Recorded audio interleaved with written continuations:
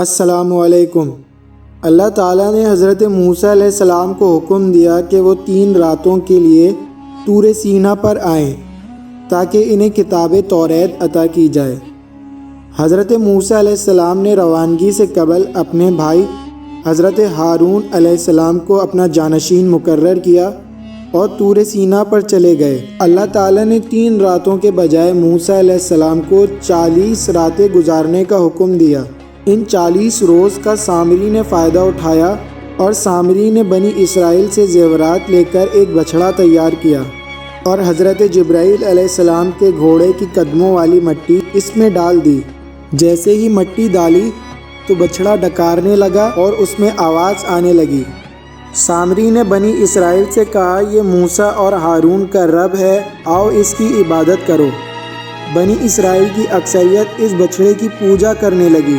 40 راتوں بعد اللہ تعالیٰ نے حضرت موسیٰ علیہ السلام کو توریت عطا کی اور یہ بھی انہیں بتایا کہ ہم نے تمہاری غیبت میں تمہاری قوم کو آزمایا ہے۔ اس وقت انہیں سامری گمراہ کر چکا ہے۔ سامری نے ان کے لیے سونے کا ایک بچھڑا بنایا ہے جس میں سے آواز آتی ہے۔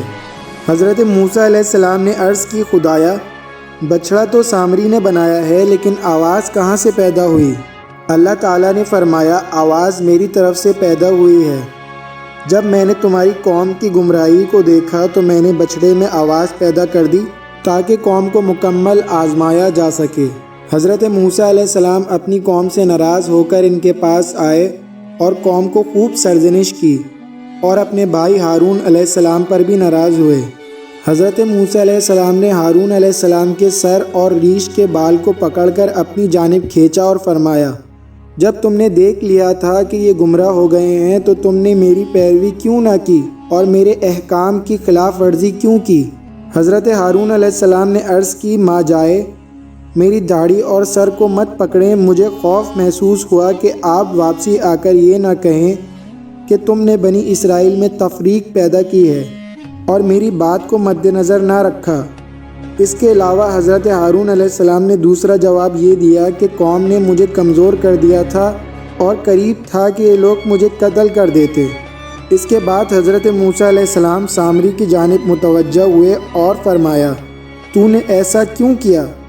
سامری نے کہا، میں نے وہ چیز دیکھ لی تھی جو دوسروں کو نظر نہیں آئی تھی۔ میں نے خدا کے فرشتے جبرائیل علیہ السلام کی سواری کی مٹی اٹھائی تھی اور پھر میرے نفس نے مجھے یہ کہا کہ ایک بچھڑا بناؤں، اور میں نے بچھڑا بنا کر جب اس میں حضرت جبرائیل علیہ السلام کی حاصل کی ہوئی خاک ڈالی تو اس میں آواز پیدا ہو گئی۔ حضرت موسیٰ علیہ السلام نے اس بچھڑے کو آگ میں گرم کر کے اس کے ٹکڑے کر دیے اور پھر اس کے ٹکڑوں کو دریا میں بہا ڈالا۔ آپ نے سامری کو قتل کرنے کا ارادہ کیا تو اللہ تعالیٰ نے حضرت موسیٰ علیہ السلام کو منع فرمایا اور ارشاد فرمایا، موسیٰ اسے قتل نہ کرو، یہ سخی ہے۔ پھر حضرت موسیٰ علیہ السلام نے سامری کی طرف رخ کر کے فرمایا، چلے جاؤ، دنیا میں تمہاری سزا یہی ہے کہ لوگوں کو تو کہتا پھرے گا کہ مجھے ہاتھ نہ لگانا۔ سامری خوار ہو کر وہاں سے نکلا اور اس پہ ایسی بیماری لاحق ہوئی، اگر سامری کو کوئی ہاتھ لگاتا تھا تو سامری کو بخار چڑھ جاتا تھا۔ دوستو، آج سامری کی کچھ اولادیں مصر اور شام میں موجود ہیں جو لام ساس کہلاتے ہیں۔ انہیں کوئی بھی چھو لے تو انہیں بخار اپنی لپیٹ میں لے لیتا ہے۔ لیکن کیا آپ نے ملاحظہ کیا کہ سخی ہونے کا درجہ کتنا بلند ترین ہے؟ وہ سامری جس نے اپنی پوری قوم کو گمراہ کر دیا، لیکن صرف سخی ہونے کی وجہ سے اللہ نے اسے ہلاکت سے بچا لیا، کیونکہ اللہ سخی لوگوں کو پسند کرتا ہے اور کنجوس لوگوں کو ناپسند۔ آج کی ویڈیو کے لیے صرف اتنا ہی، ملتے ہیں اگلی ویڈیو میں۔ اللہ حافظ۔